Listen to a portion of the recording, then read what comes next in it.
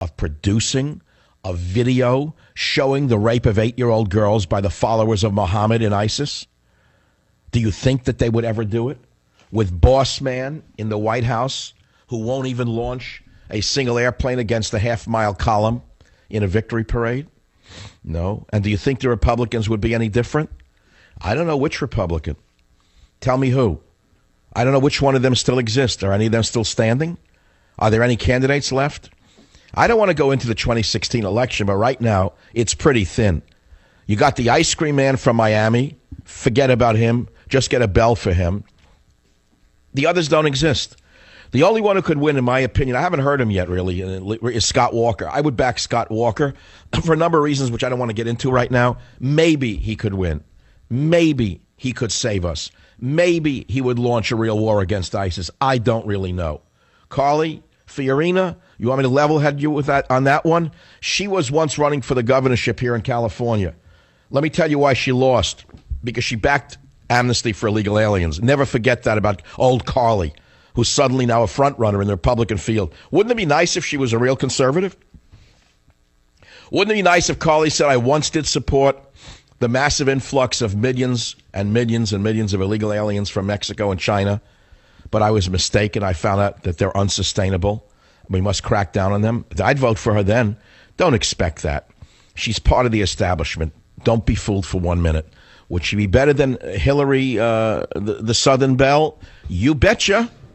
And having said that, we have to now, again, just for the sake of entertainment, tell you that I think that Hillary has either always been off her rocker or she's recently gone off her rocker. This is her just recently in the South with a brand new accent. Listen. I'm aware I may not be the youngest candidate in this race, but I have one big advantage.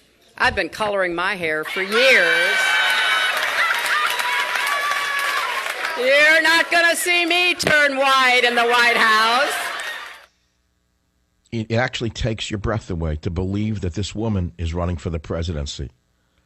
It's unbelievable. I mean, and after the fraud of the Clinton library, she has the nerve to come out with a fraudulent accent like this? Are people that stupid? Maybe they're dumber than I think. I don't know. Maybe that's why I cleave to my dog, or at least I know what I'm getting. Anyway, why ISIS is winning? Because we're not using propaganda, let alone the military. Got some good callers here. Let's go to one of them right now. Paul on KSFO. Go ahead, please. Hello, Michael. The other side clearly understands the value of propaganda. During World War II, the Germans made a bunch of propaganda films that were anti-Semitic. One was called The Eternal Jew. Yes, I saw it. It was horrible, with images of rats and whatnot. Horrible. Exactly. Another one was called The Jew Sus, in which a Jewish man is put in a cage and put on trial for crimes against the state. Okay? Now, after World War II, these films were banned worldwide. They were forbidden to be shown anywhere, okay? But guess where they showed up? Saudi Arabia, okay?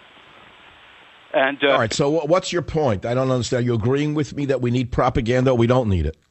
And the value of propaganda. If you go to the website... wait, Paul, hold it. You're not answering. Let's try to have a dialogue. Do you agree with me that we need propaganda to expose and defeat ISIS or not? Absolutely. You know, these people are... But we don't have to show them as what they are not. All we have to do is show them raping 8-year-old girls and then go back to the source of their insanity. Where do they get the idea that it's okay to rape an 8-year-old girl that they capture from a tribe? They're getting it from their holy book. Ask them. They say that Muhammad said it's okay to have sexual relations with an 8-year-old girl. If I were not telling the truth, I'd be off the radio tomorrow. It's old radio. That's the day of the 80s in radio. I want you to look up SB 1090403, and I want you to write your congressman. I want you to go to the website 1993-040207. We don't do that on the show. All right. I want to play a little piece of a anti-propaganda, anti-Nazi propaganda. Which one didn't we play? Just fire it away. Well, go for it. Listen to World War II. The Nazi concept of total war is highly satisfying to the Japanese mind, for throughout its modern history, Japan has been a totalitarian state preparing for total war. Playing their closely supervised part in total war are Japan's metropolitan newspapers, which ape the great American dailies. Before a stick of type can be set, it must be approved by the Army, the Navy, the police, and the Foreign Office. No story or editorial, no picture or cartoon may be printed which opposes the concept of a Japanese-ruled world. Thus, to the Japanese reading public, the progress of their holy war is an unbroken succession of triumphs. Every disaster becomes a victory, and all news is good news. For every channel of public information is being used to impress upon Japan's people that the war is proceeding according to a divinely guided plan, and that the people's part is merely to double and redouble their sacrifices on behalf of the emperor and of their sons and fathers away at the front. Now substitute the word ISIS for the Japanese. Substitute the correct symbolism in this propaganda piece, and you'll have the mind of the Islamist. It's no different than this previous war against Hitler or against Imperial Japan. This nation in the past faced this horror. In the past, they had an Air Force and a Navy, our enemies did. While our enemies do not have an Air Force or a Navy, we do, but we don't use them.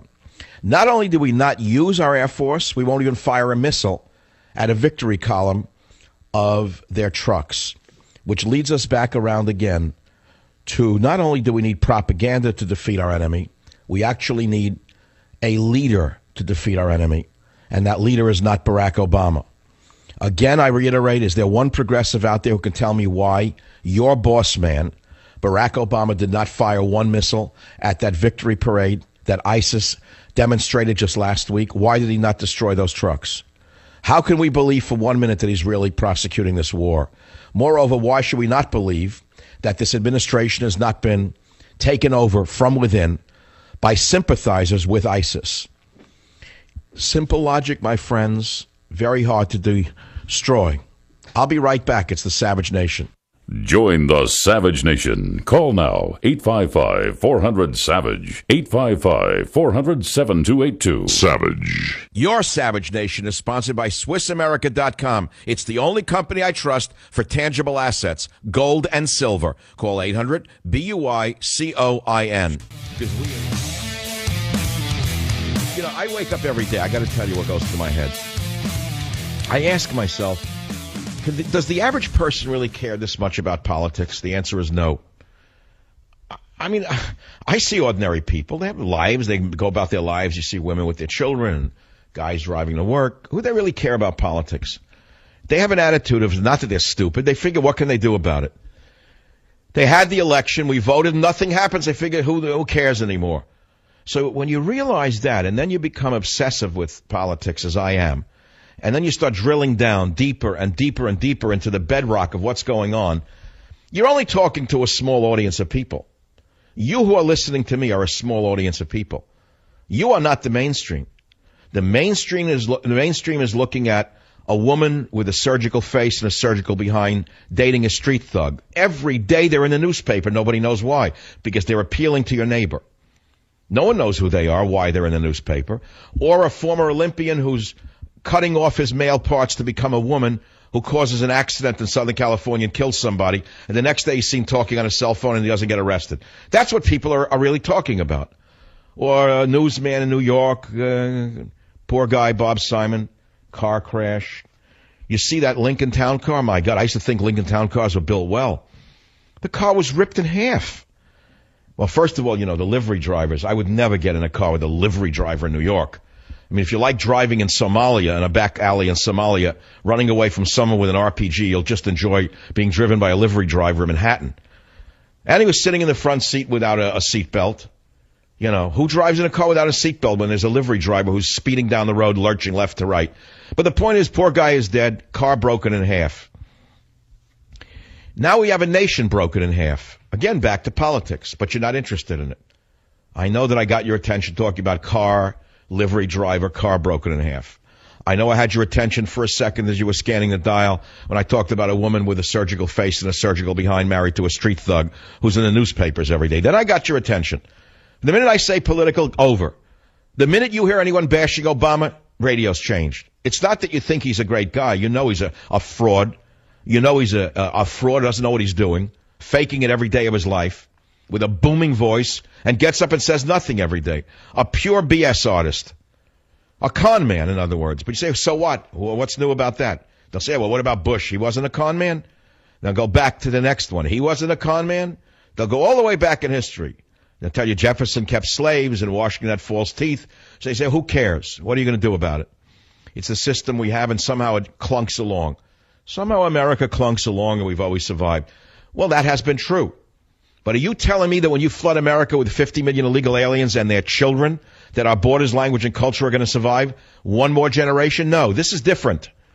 This is a watershed moment in the history of this republic, and if you don't join the fight against the devils who are trying to destroy this country, then you're part of the problem, not part of the solution. That's the basic story of my show every day. Shakespeare wrote it best when he wrote, I never met Shakespeare personally, but I've read his writings. Shakespeare wrote the following. He said, hell is empty, all the devils are here. I thought that was very well put. And then we were talking about the financial nightmare of this country and what we're facing.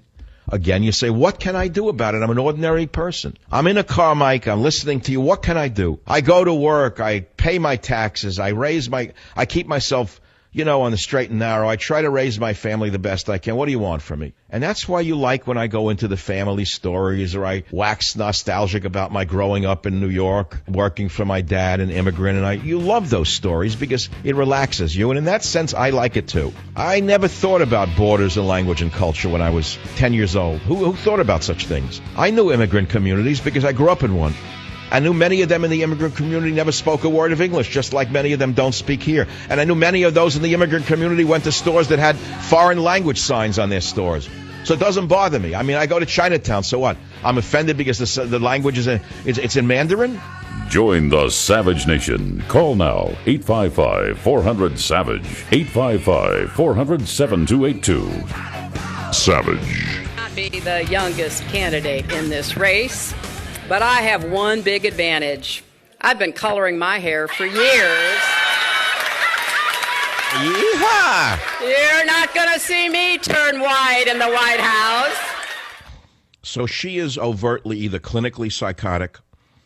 And the reason I say that is that she's trying to sound like she's from the South when she isn't, a spoiled Northerner with the best of advantages like Obama, who again tries to get down with the gutter people, let's say in Ferguson, to make believe he's one of them.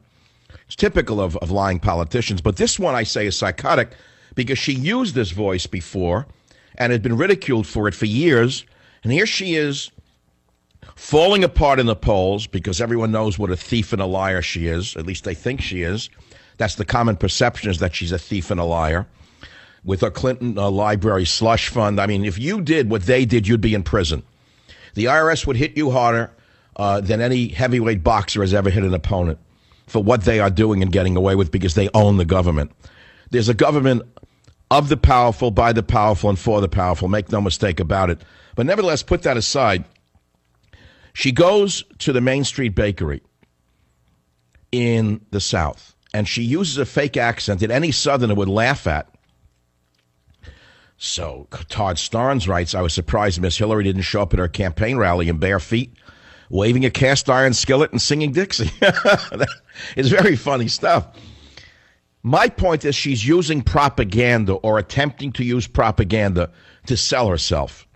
Next, she'll appear at an old age home in Boca Raton where there are still old Jews left who may be over 80 who still speak with a rising inflection at the end of their sentences. And she'll make believe she's from Brooklyn. You think I don't like a Knish? You think I'm not for Israel? Obama does the same thing. The only people who don't do it are the square